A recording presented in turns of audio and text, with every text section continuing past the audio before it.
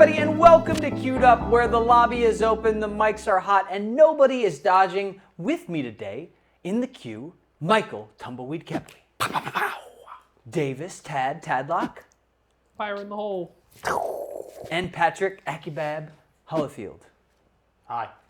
And I'm CJ, Pathfinder Collins. Great to see you today on Queued Up. We've got some exciting segments, as we always do. We're going to start with Clutch or Kick. Then we're going to go around the league, and we're going to look at Vitality to see if they can ever lose to Falcons, because it doesn't look like they are. It looks like they're going to go undefeated for a long, long time.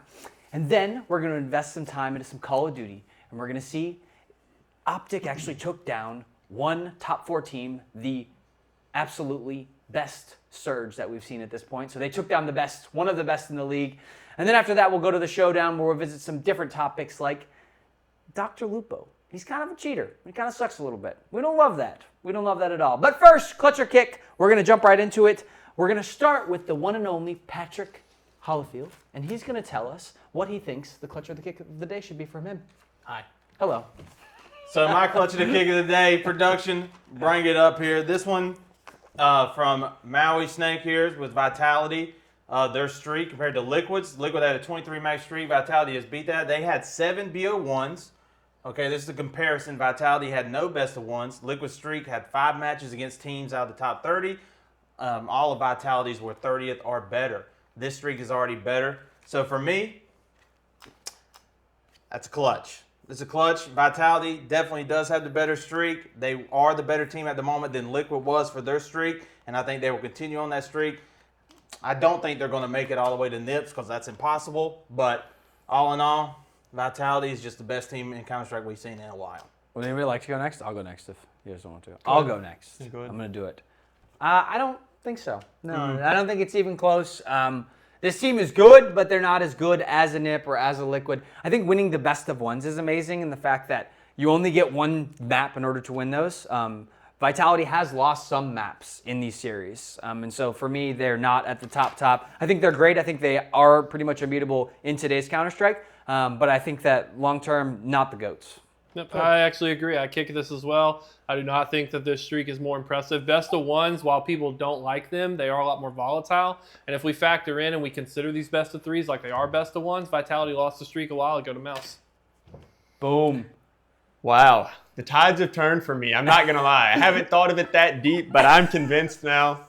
It's a kick for me as well. Sold that easy. I'm sold that easy because I do agree. I think with best of ones, like it's super volatile, and to win consistently best of ones in a row, that speaks a lot, because when you look at Vitality, a lot of teams have taken maps off them. I think what they've done is tremendous, and It's also super cheesy. I mean, come on now, guys. Vitality could literally just like play. If it was Inferno for all these best of ones, who's beating them?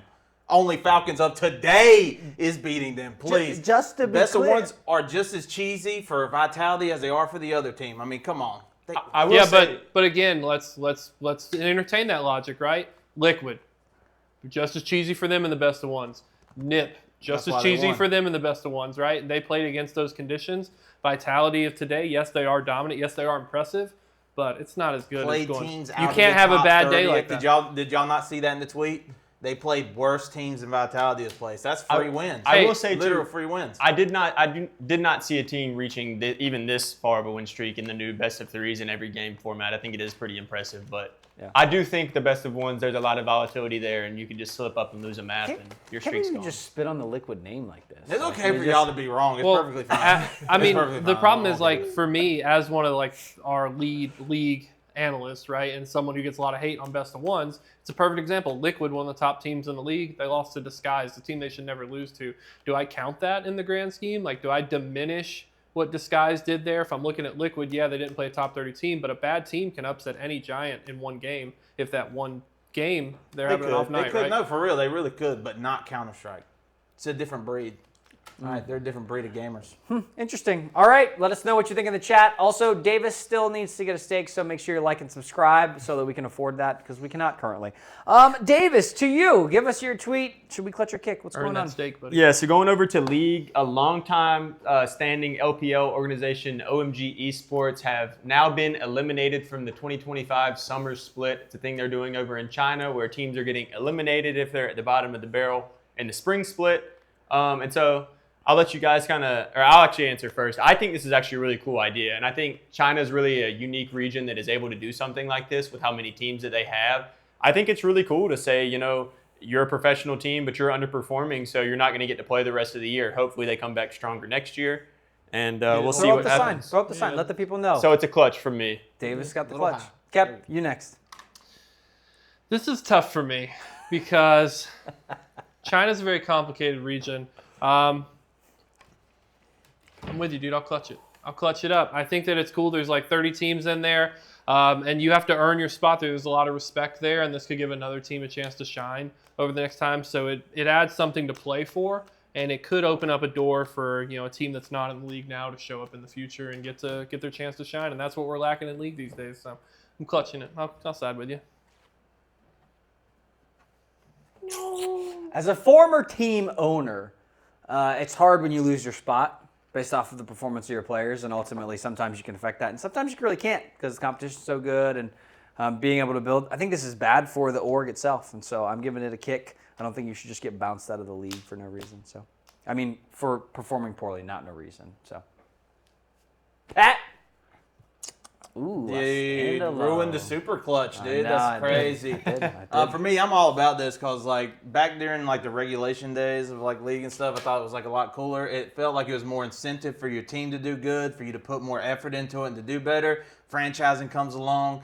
Everybody's safe. Everybody gets lazy. It's just to me, then it just becomes about squirting money at the top to make the best team, and that's it. And you don't care. Even if you do bad, it's I still got my spot. Ain't nobody taking it from me. Ain't no players getting paid if the org disappears because they get knocked from the league. Well, maybe they should do better. I don't know what you want from me. You get scouted to a better team if you shine on. That's why I said I think China's in an interesting spot with their region because how in-depth they are and how many teams they have and just how kind of backed their whole league is. Yeah, good point. All right, we're going to go to the next. Kepley, give it to us, brother. Clutching or kicking? We've got Luminon Gaming here. This is a long tweet. I'm not going to read it to you. Long and short is Scepter's a player in there. He decided to try to publicly shame this org for not helping them, compensating them with money for food, etc. Luminon Gaming, though, they keep the receipts and they keep the track record, and they put this guy on blast. So clutch or kick, I'm clutching this because Luminon Gaming here, this is an org that's historically taken care of players. They've done good things, and I hate fake news. So the fact that Luminon Gaming kept the receipts and they're ready to just dismantle Sepstars here, this is a clutch for an org. We don't want bad images put on good orgs. If you're doing your best to take care of your players and your players try to take advantage of that, definitely don't bring it to light because someone like Luminon should be ready to call you out. I think that's good.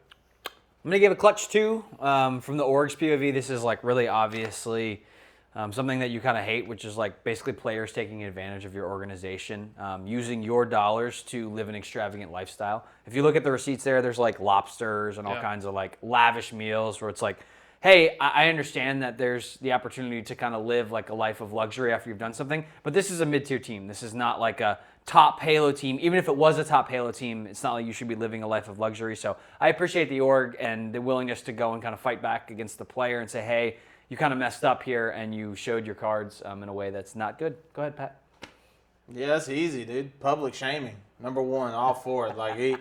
Dude tried to set them up and he just ended up setting himself up. I mean, they got the receipts. I think that's hilarious that they just clap back with the receipts and be like, hey, guess what? We got the receipts actually. Here's what you spent. You overspent. You're wasting money on this. We're not paying for that. I mean, it's as easy as that. Makes sense. Davis. Super clutch. Woo! Yeah, the first super clutch, baby. Nice super clutch. Super clutch. Yeah. I think CJ said it perfectly. It's really sad to see someone, taking advantage of an organization that's really trying to give them a platform to do their best and to perform on the game that they love to play.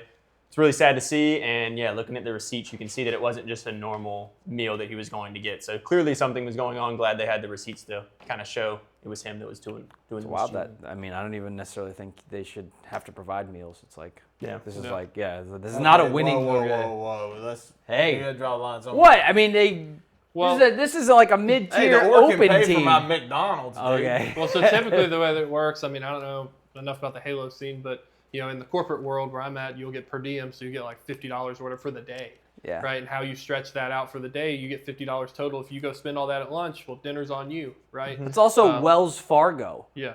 Well,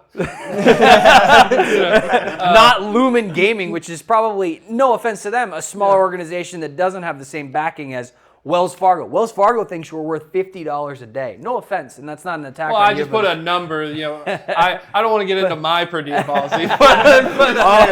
Speaking for 80 Wells bucks a Fargo's day. representative right here. But that's the point. It's even if it's $80 a day. I mean, we do the same thing in the military where like $80 a day is a lot, and I've gotten $80 a day depending on where you go because some places are more expensive. They spent $300 on a dinner. It's just crazy. Yeah, and at the end of the day, like they're not paying for me to take my fiance out on a date, right? And that's what this guy's trying to do. He's trying to take his girlfriend out. And I've heard rumors, right? I don't want to dig into those on those show about this Septards guy, right? Talking to some of the Halo scene guys, where he's just, he's done some shady stuff in the past. So I think he's just trying to get a quick win here, and I'm just happy that Luminon just kind of smacked him down, man. I'm all for that. There you go. Smack him down. All right, cool. Going to the last Clutcher Kick. It's coming from your boy, Pathfinder. CS2 land in a train station down in the subway. There was a screen on the left side you couldn't see. Click on the tweet here, you'll be able to find it. But ultimately, very cool venue.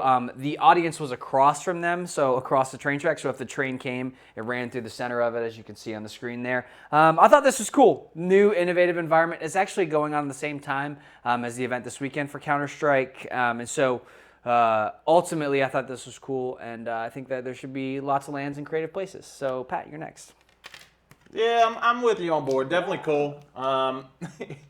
It probably doesn't work the best in terms for sound and all this other stuff, but it doesn't really matter. I mean, the fact that's cool that a train can just come by. The only other requirement I would add is that they have to play train every game.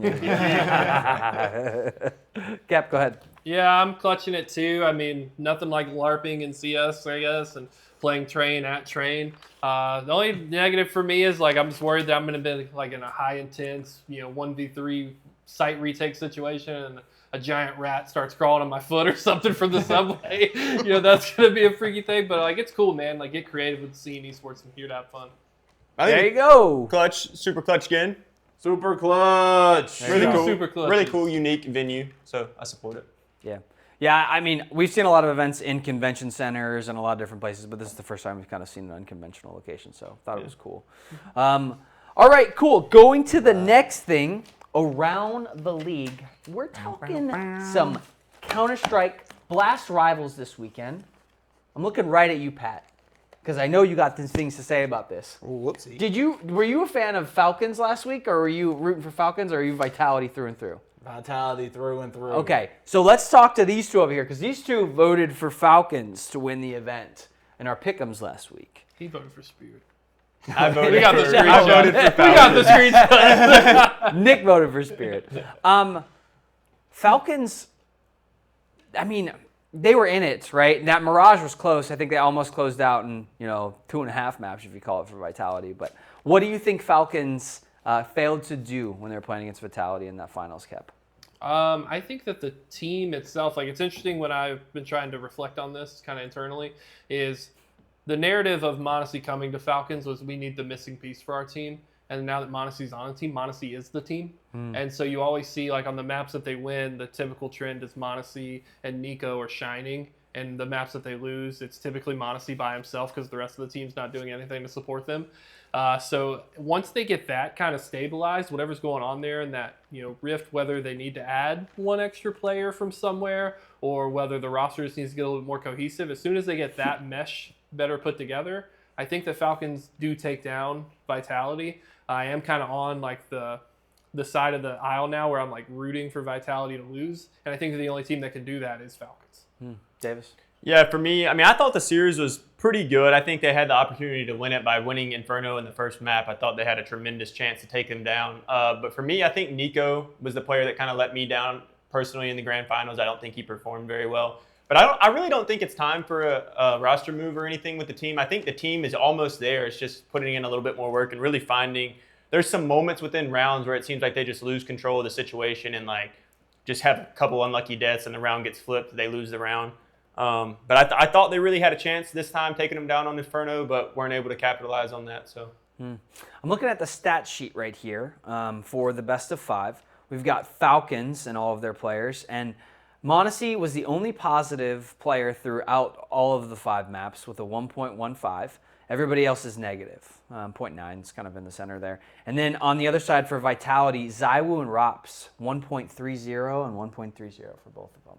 So it's like these 2 players kind of, I mean, Mondesi was almost enough to be able to get them out of this series, especially with that clutch, that 2v1 on Mirage on the B site with that cheeky angle that kind of showed up over there. I don't know, Pat, any thoughts from you, looking at the finals? It's an interesting take. I'll keep mine the same way I did on Skill Div. I think this one was not even as close as the last one.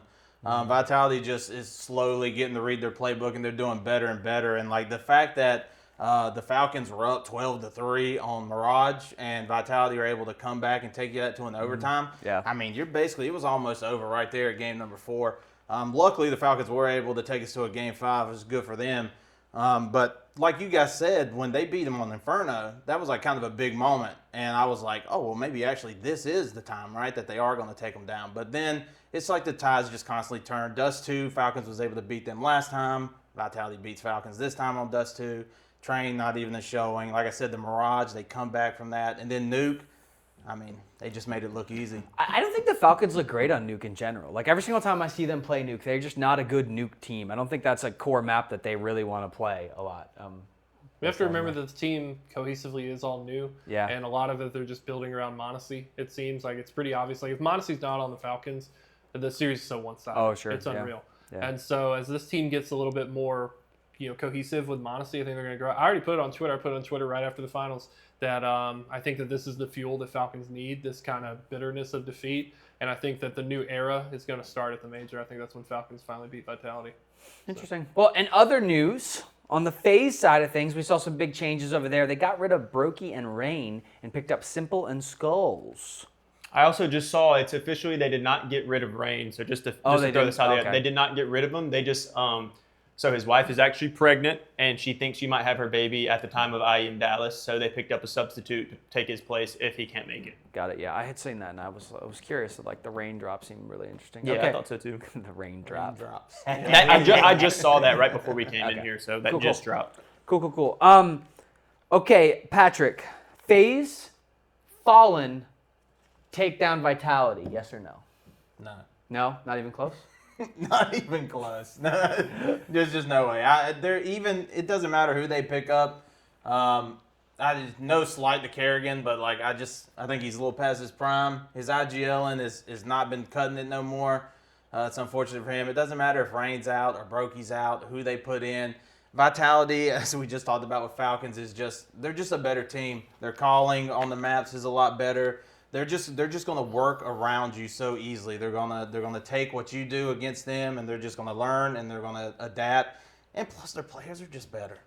Yeah. It's just that simple. Zywoo looks good. Kep, the thought I have here is then where does FaZe land in the bottom 4 underneath Vitality? I say bottom 4, but within the top 5 teams essentially. So we've got Spirit, we've got Mouse, we've got Falcons, and now we've got FaZe, and we've got a little bit of a distance. I say FaZe. Like, do you think that with Fallen they kind of fall into that top 5 category, or you think it's even further down than that? I think they're probably like 9-10 range. Really? Yeah, maybe Wow. like 11. I just think that Na'Vi, Mongols, these teams, like, sure, Mongols have like a bit of a negative streak, but like if these teams show up, if you think best version of all these teams showing up and playing against each other, I still think FaZe isn't good enough to get it done against a lot of these better teams these days. Davis, any thoughts on the FaZe roster? Where does this put them now? Honestly, I don't think it puts them in a good spot, me personally. I think it's a really weird move, especially because they're actually bringing Simple in on a loan move for 2 events, but now they're saying that Rain might not be there for 1 event, so it's kind of weird to me. It's like, well, you're bringing this guy in to test if he would fit the team, but then one of our most solidified players might not be there. So it just seems really weird to me. I think they were really just trying to do something to kind of pick the vibes of the team up. I mean, everything's been really bad this year, so they're like, okay, well, what can we do to add some momentum for us? Let's pick up Simple. So I think that's what they've done. I don't really like it. Yeah, I think Simple does fit the FaZe brand from a viewership perspective. Like, I think I want to watch them because of what Simple is. But But I'm not sure right now. It's like, what simple are we going to get? Yeah. I would agree with you guys in the fact that I think he does upgrade them, but I don't know how much of an upgrade. It's the same thought I did have on Mondesi, which I was wrong completely. Mondesi was a huge upgrade for Falcons, where I didn't think it was as big as it was. So we'll see how Fallon does in the next coming weeks as he gets to be able to play some more with this roster. It's just not. I mean, Simple hasn't played on like a LAN, like on a true team in so long. It's like so weird to me. It's like you're just trying to pick him up for the major, but I mean, he's been playing online Face It, but not on the LAN. Against the Donk. Which Donk is somebody, just an honorable mention, crazy event, really good stats for the weekend. Yeah. Looks phenomenal, but rest of the team is not with him. Yeah, absolutely. I know I was ragging on Nick a little bit in our Discord, but Donk is scary. And, unfortunately, they're just against caliber teams where Donk can't 1v5. And that's the reality of the league. So, Donk needs a second man. If they ever get a second man, that is going to be a scary roster. Heck yeah. Interesting. Okay, next, Valorant VCT Americas playoffs. We had our grand finals for the playoffs, which was Sentinels versus G2. G2 coming back from the losers bracket and taking down the beloved Sentinels. Patrick, how does that make you feel? It doesn't make me feel the greatest that they took down Sentinels, but as I stated on Skill Diff, it makes me feel good just to know that MIBR came third. After I preached it all this time at the office and nobody wanted to listen to me and people were putting MIBR as the #1 rated team. Oh, goodness gracious. G2, look, G2 is really good. And by G2, I mean Trent. Trent's dominant. And this man's played Taeho 30 maps in a row. This agent is busted. We all know. And yet they have confirmed that they are nerfing Taeho before Toronto and doing the changes. So, does this hurt G2? I don't know. I think Trent's still going to do good nonetheless. Valen is a great IGL. He knows how to lead those guys. Leaf has been looking dominant. Jajimo is Jajimo. And Jonah P's he's just hitting them up with that util. I mean, they're our best shot, honestly. Look, Davis, Sentinels passing the eye test for you right now. You think they can go somewhere to Toronto or? I do. I think they can. Sentinels just always plays to the moment for me. If it's a big time game where a lot of people are watching, I feel like they rise to the occasion. And I feel like if it's a regular season game where it's just group stage, doesn't matter, they can drop the ball and lose those matches. So I think, going to the international stage, they're a good team, and they showed this week that they can compete with the best teams from NA for sure.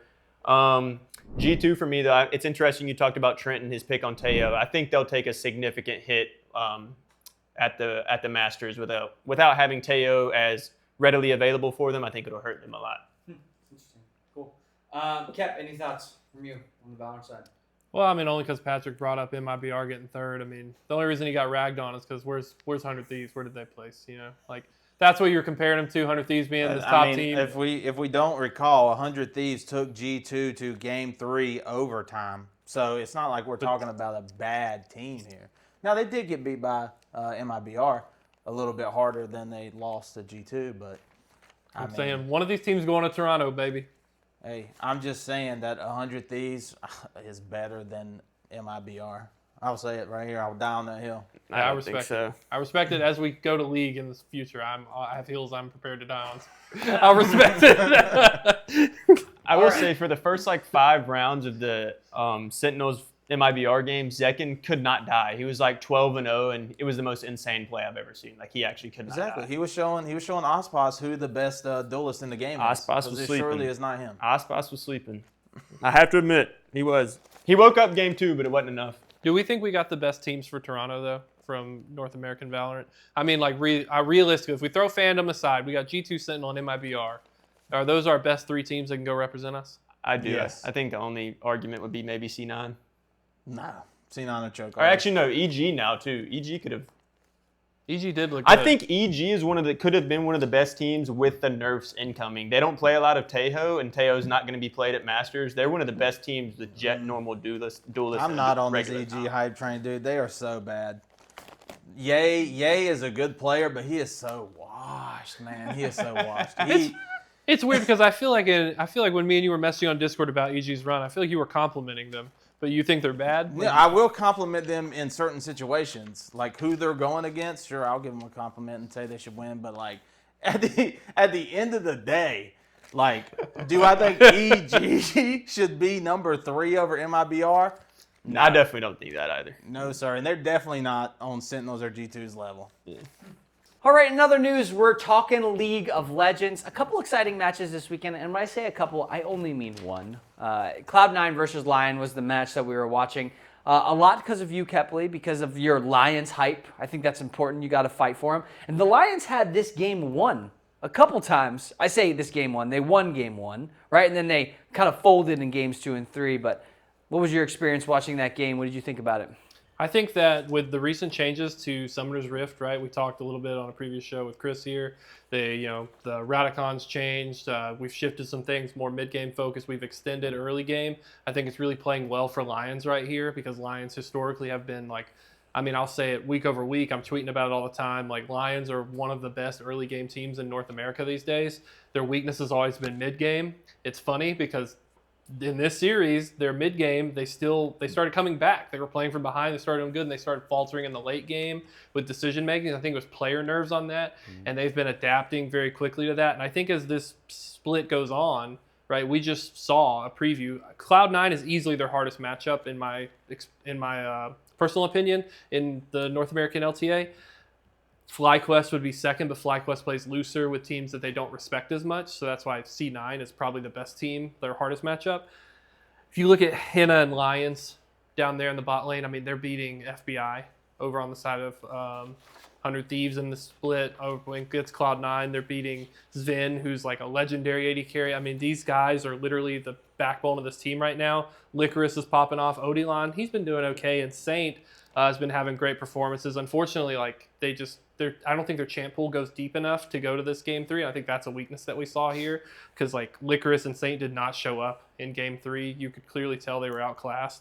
But overall, it's just a great team, and I'm preaching it till the end. This is a number 3, number 4 team, even if the results don't reflect it. Yeah, that's what I was going to say is that Saint and Licorice were the two that, if you look at that game 3, just on their stats alone, didn't do well. The Wukong just didn't win that matchup, or I don't know exactly all the details between that lane and how he plays at the top.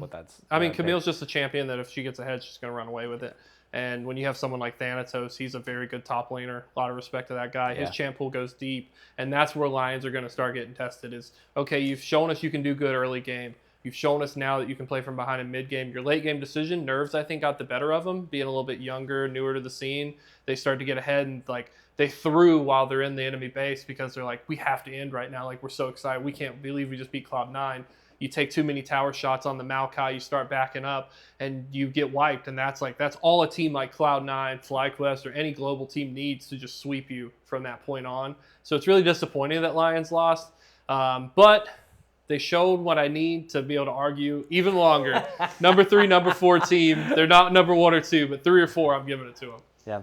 Fun team to watch. Good series to watch. Davis, did you get a chance to check it out? Yeah, I did. I was going to comment on Saint's performance, too. I thought he played tremendous against Loki in the mid lane. C9, great team. Loki's a great player as well, and he was really able to hold his own really through every game, in my opinion. I thought he played decent in map 3. Obviously, he wasn't as good as the other ones, but he still actually ended the game with a gold lead. So every single map beat him in gold. I think it's a great series from him. Yeah. Go back and watch that series. That's one of the best league series we've had in North America in forever. So I know you're a big Lion fan. So what'd you say Lion was? You put him at 3 or 4. 3 or 4. Who's that behind? FlyQuest. FlyQuest, Cloud9. So you put them above Team Liquid. Your favorite all team? day, every day. Yeah, all day, every day. I don't think Liquid. I don't think Liquid's a great team. I think we saw that this past weekend. They struggled really hard against Disguised. Disguised beat them at the end of the regular season. And then Disguised in this best of 3. Liquid had to go to the depths of their morale to be able to pull out that game 1 against Disguised, and that's not a good look that I want from a team that just represented us at First Stand, or we could see go to MSI or EWC. I want to see a team that's more concrete. So I prefer someone like a Cloud9, like a FlyQuest. If I have to pick a third, it's probably 100 Thieves. But Lions, I think, is earning a lot of respect to be in that conversation too. Just gotta make the plays. That's what's so great out of the thing about League of Legends in the sense is that so many teams can do good early game or mid game, but what makes you a great team in League is your ability to control yourself through that 30 to 40 to 50 minutes. Yeah. Because a lot of times you will get into that late game, and like you said, they will be in the enemy base, and you think you got that game 1, and all it takes is one little mistake. And just like that, boom, you're dead, you're white, 40-second timer. Now the team's pushing down, they're taking everything, and now they have the advantage. They're getting Baron, whatever. And that's the mistake that a lot of the teams will make that aren't as advanced as some of the more known teams. Yeah, and this was a long series, and all these games went about 35 minutes, 38, 35, 38. And so it's which is long in today's It series. is. Yeah, totally. Tremendous series. Absolutely. But we'll keep watching them. That's week 2 of the group stage. There's one more week of group stage matches. And then after that, we'll go into the play-in where they'll start to fight for those top spots to be able to go to the next event together. But that's League of Legends. Let's visit some Call of Duty real quickly, and then we'll wrap it up with a showdown. So Call of Duty this weekend. What an exciting time, Pat. Yay. A very exciting time in Call of Duty. Very exciting time. We're getting right into Major 4 qualifiers. We've got a couple weeks of matches here, and then we'll jump into that last Major 4, and then we'll go to COD Champs. The big question right now is who's going to make it into Champs. OpTic, we saw them win this weekend, which separates them. The Rocker also lost this weekend, which kind of separates. We were talking about who that number 8 team is going to be, and I think that puts OpTic way more in that conversation of going to Champs, and Rocker kind of in that conversation of not going to make it. But I don't know. What did you see this weekend that was exciting, Davis? I thought it was insane what OpTic did to Surge, first off. I mean, super uncharacteristic from Surge, I thought. A team that's been super, super clinical this whole year. But OpTic just came out and fried them. I mean, everybody across OpTic's team was just getting every single kill they ran into. Surge couldn't do anything. Really dominant performance and really shocked my eyes. But OpTic needs it. They need energy. They need all the wins that they can. So it's cool to, see them finally starting to come together. Patrick? Yeah, mine's very similar to his too. I was very happy with OpTic beating Surge because I'm usually the OpTic hater, and with that talk about him being an 8, it's pretty amazing. I usually rag on Skies and Shotsies, but it's like they all came and they performed that game. And the Surge, I don't know what's going on with them. I don't know why they would lose this game to the OpTic. It is online, so I'm not going to hold anything too certain as they can do it all the time, but this does free it up for OpTic because now that was one of their harder matches with the rest that they have for the lineup for them to secure that 8th place in Champs. And so now they have the Breach, Carolina, Lagmates, and Ultra. So now it seems a lot more doable, especially with the Rocker throwing that game and losing, for them to actually be able to secure that 8th place. Yeah, that's what I thought. I was also looking at Miami this weekend. They went 2-0, Kep. Wild. Skipping over me for OpTic. Okay. Who would have thought? I mean, you together can talk OpTic too. Together we stand, together we fall. I've always supported the green wall, baby. All right. I'm sorry, I forgot the question. Miami, No, Heretics 2-0 on this season or on this split so far. I mean, Miami looks like a fantastic team, so I'm not really surprised. They've looked good online and they've looked decent in LAN, right? Unfortunately, when they go to the majors, it doesn't quite translate these results that they want, but they are kind of solidifying themselves in 3, 4, 5, right? It's kind of a toss-up in there. Where they land, it just depends on, can Beans find his passport, right? I'm not really too surprised with any of the results this weekend. What about you, Davis? Heretics passing the eye test for you? Are they moving up in the rankings? They are, but going 2-0 this weekend hasn't really helped it, to be honest. They've passed the eye test for their performance in previous weeks. This weekend, I was a little bit skeptical about it. I mean, I think, they went 2-0 and they beat LAG 3-2 in the one map, and then they also beat LAT 3-2 in the one map. But that's the one that stood out to me. I mean, honestly, they just played objectively good. They really didn't slay that good. Actually, if you look at their stats, most of them were negative throughout the game, but they won at the 3 maps. LAT was slaying out. They just played like maniacs. They didn't do what they needed to win the game. And so if Heretics continue to do that, do what they need to do to win games, I don't think they'll be the strongest firepower team, but they can win some matches like that. Yeah, and Heretics did play Gorilla Mates, which is this is not even a champs team. This is an awful team, right? And they've made some roster changes, so they probably improved a little bit. But the fact that they took them to a game 5 is not a good sign for me on the Heretics side. Yeah, same way. Yeah, I think you're overlooking LAG. I don't even think you're preparing for them. And so if LAG has a new strat, you're probably just saying, oh, this weekend we're only playing LAT, right? So we'll just focus on them. And LAT is just such a star-studded roster that's going to be, you're going to want to put a lot of prep into them. And LAG, you're just oh, wow, they surprised us. But through natural mechanics and gameplay, you'll just beat them. Yeah, interesting. So in the last major, Pat, FaZe didn't look so hot. Didn't do so great. They go 2-0. They win both their matches.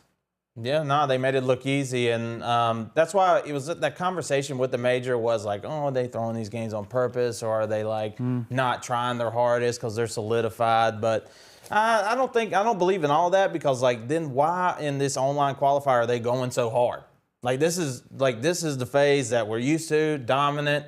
LAT just made them look like a joke. Just swap 3-0 them. I mean, then they lose to the Heretics anyway too. So LAT was just a joke in and of itself. But FaZe just dominant performance as always. Celium and crew is just so. They're so good. I honestly see them winning the champs. I don't think there's anybody that's even close to taking them down. I know some people out there in the booth might argue maybe an Ultra or something might could maybe sneak it, but yeah. I mean, is FaZe just too good. FaZe played Surge, and they also played Thieves. It's like those are two of the teams. I mean, you could argue. I mean, no, the Surge is like number 2, and Thieves just won the event. Surge is a real pick to win. Yeah, it's just crazy. So I don't know. It was a good eye test for FaZe. I also had FaZe going further in the last major, and they just kind of flopped on the whole event. So I don't know what's going on over there. But those guys, either they're throwing or they just, I don't know what they're doing. I don't know what's going on.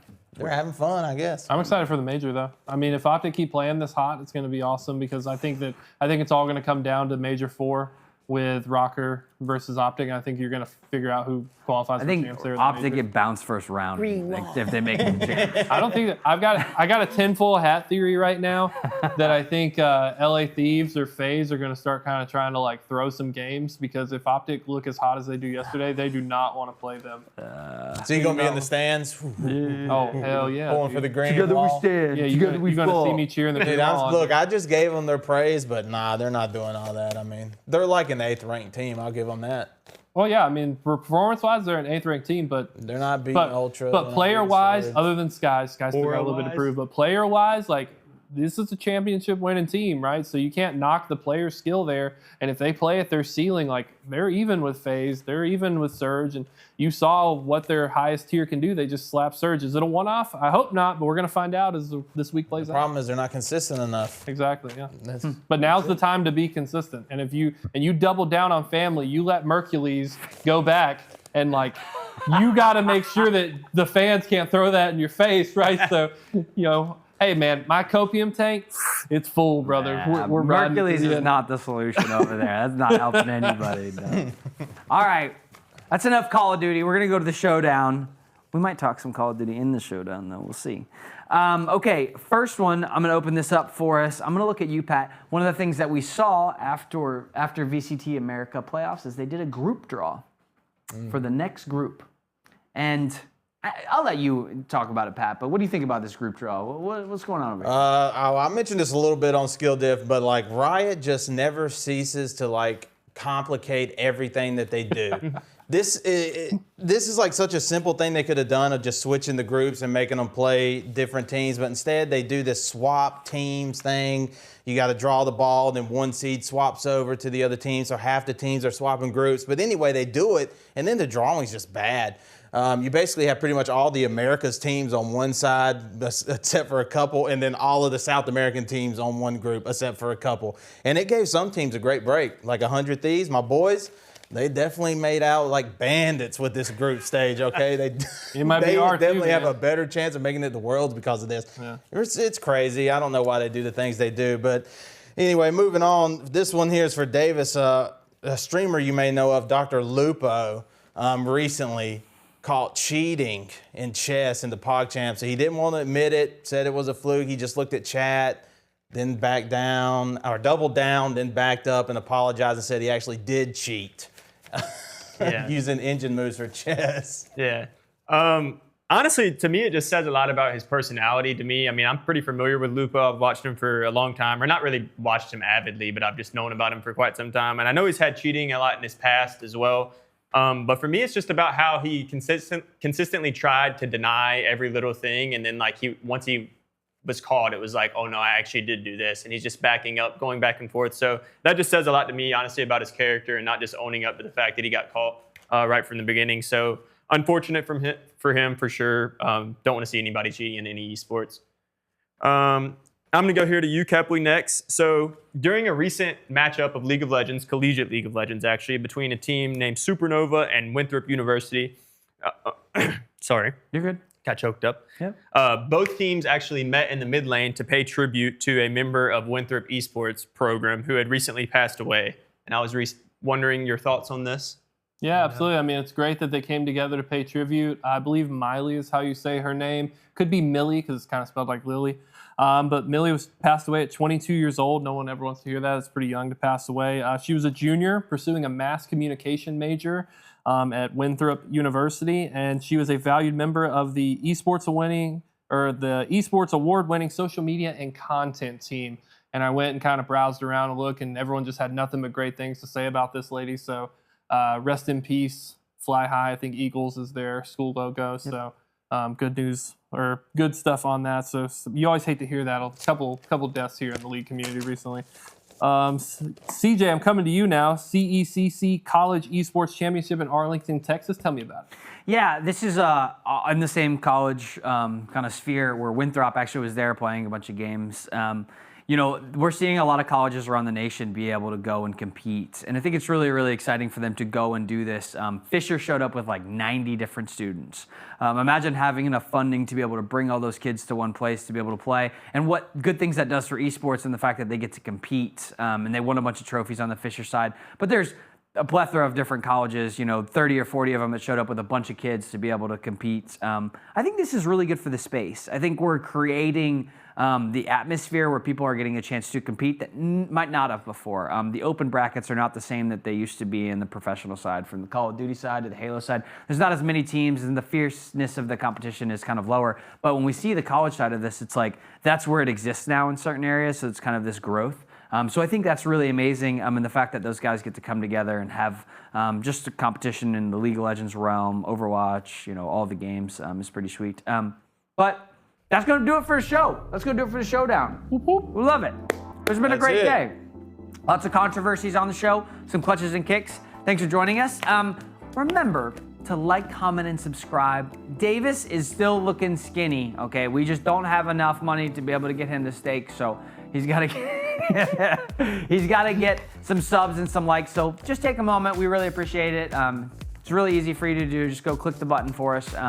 But we will be with you again on Thursday, talking esports to drive into the weekend so that we can look at some of the upcoming things going on and all of our games that we discover. But thanks for joining us today. We appreciate you, and we'll see you again soon. Peace. Bye. Bye. Bye. Aquí, bye-bye.